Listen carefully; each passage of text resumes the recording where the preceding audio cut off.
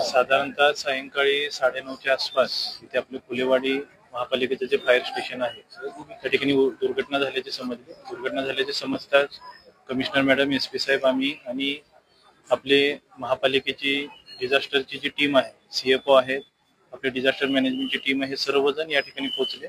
या ठिकाणचे जे नागरिक होते त्यांनीही रेस्क्यू ऑपरेशन मध्ये मदत केली. एकूण जे काही 7 लोक या ठिकाणी होते, जे कॉन्ट्रॅक्टरने जी माहिती सांगितली, ते 7 लोक सर्वांना रेस्क्यू करण्यात आलं.